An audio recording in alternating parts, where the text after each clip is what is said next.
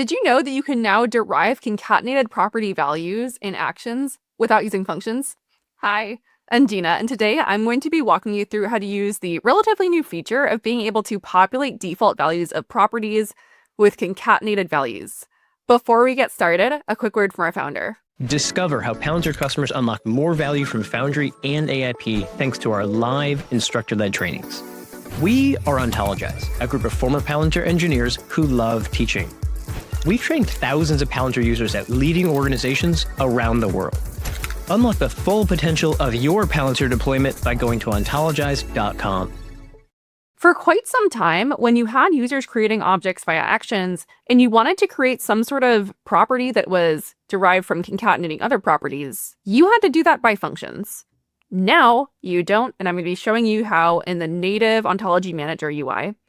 First thing we're going to do is we need to have some sort of object. So we're going to create some sort of object type just for demonstration purposes. So I'm going to click on New and make a quick new object type. No backing data source. So I'm going to click on Select Folder. So I'm going to call this Work Orders Backing Data.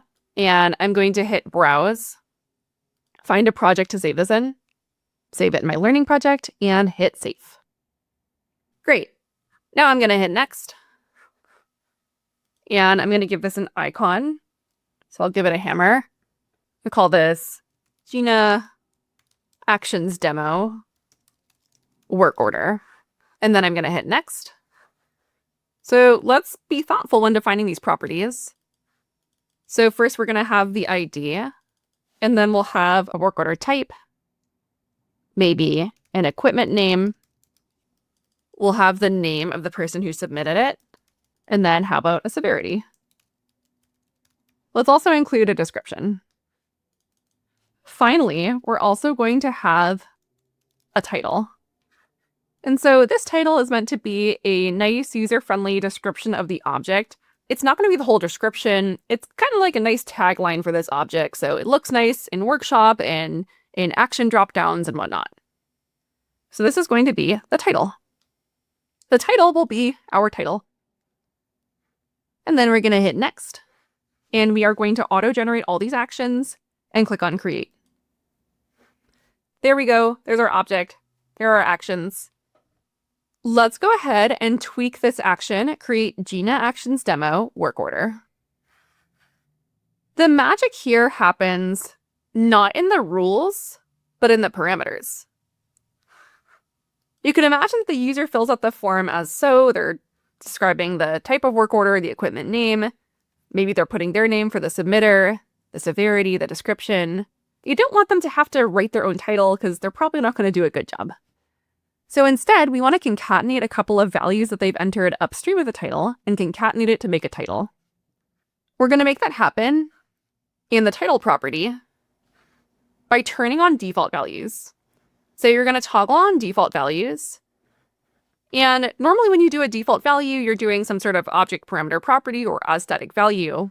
But lately, you have the ability to do a transformation. So click on Transformation. And we're going to make this a string concatenation. The only option, because we're working with strings here, are string concatenation. But if you're working with numbers, you'll have the opportunity to do addition, subtraction, multiplication, division. And you can do that with other properties. So if you needed to say decrement things or do some multiplications, you can actually do simple derivations now. But now, since we're dealing with strings, our only option here is concatenation. So let's go ahead and compose our nice looking title. So here we can write out our title key. So we'll use a / to insert parameters. And remember, all the parameters that you have to use have to be upstream of this. So they can't happen after this. They all have to happen before this title. And so I could add the severity. So this would read something like high severity. And then I could put the type for, and then I could say for the equipment, submitted by, and then I could put the submitter. So let's take that for a spin and see how it looks. So let's say type cleaning. Equipment could be hydraulic press. Submitted by Gina. Severity high. Description hydraulic press needs cleaning. And so here the title will read like this: high severity cleaning work order for hydraulic press submitted by Gina. And that's all generated without the user having to do it. And you can also make this disabled so that they can't edit it. So that would look like so. And so if we entered this information again, let's say replacement this time, and then severity, say medium, press needs replacement, you'll see the title just shows up here and the user can't edit it. Or you could even make it hidden. Regardless, this is how you can make a default property value some sort of concatenation of other values. And remember, when you're dealing with a numeric parameter, you can also do basic math, including math on parameters and with static values. Don't forget to save your work. And let's go take a look at this in Object Explorer. So you can open up Object Explorer to take this action for a spin. So I'm going to search for my object. It's Gina Actions Demo work order. You'll see that we have no objects here. That's expected. And so if I go to Actions, I'll see the action create Gina Actions Demo work order. So if I take this for a spin, I'll say replacement again, hydraulic press, submitted by Gina, severity medium, description, something needs replacement. You'll see that title key is very nicely generated.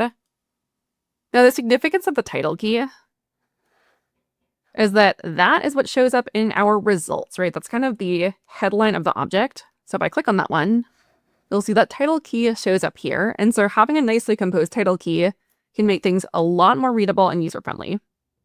Thanks for watching. We hope you found this useful. Be sure to let us know what other sort of content you want to see in the comments.